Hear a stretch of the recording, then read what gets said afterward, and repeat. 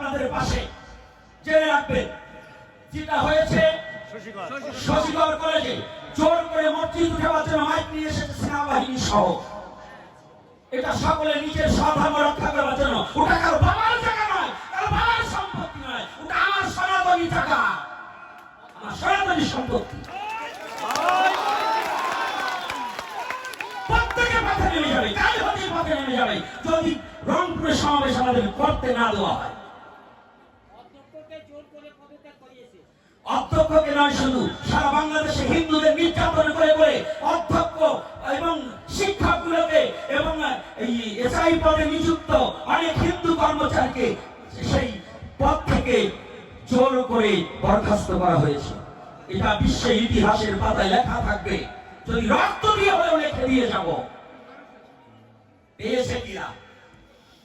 এরা যা শুরু করেছে, এই বাংলাকে হিন্দু সৈন্য করার জন্য শুরু করেছে। অন্তর্বর্তী সরকার ডক্টর ইউনূস চুপ কেন? সে কোনো কথা বলছে, অর্থাৎ তিনিও এই দলে অন্তর্ভুক্ত। আর সেনাপ্রধান তিনি নিজে ইচ্ছা করলে এই সনাতনীদের মনের কথাটা জানতে পারত, কিন্তু সে জানতে চাচ্ছে না। আমি এই কিছু ভূমিদস্য সহযোগ হয়েছে, এরা অনেক আগে থেকে আশা করে আছে কোন হিন্দুর কোন বাড়ি দখল করবে। যখন দেখছে সনাতনীরা জেগে উঠেছে, এই জমি এই ঢাকা শহরের সম্পত্তি দখল করতে পারবো না, এই জন্য সনাতনদের উপর অত্যাচার শুরু করেছে।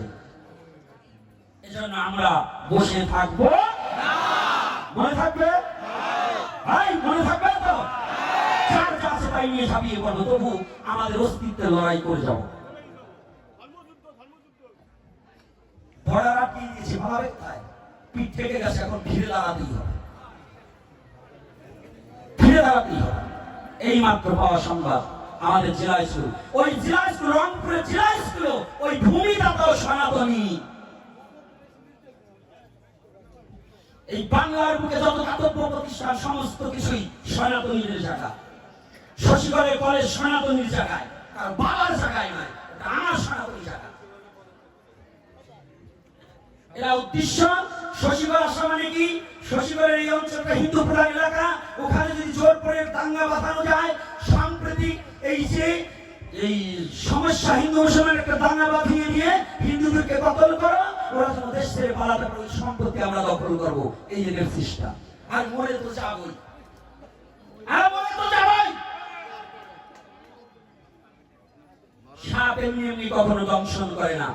আর যদি সাপে যদি কামড় দেয়, ঘর মেরে দেওয়া হবে, যাতে আর কোনদিন বাবা বলে টাকার সময়ও পাবে না।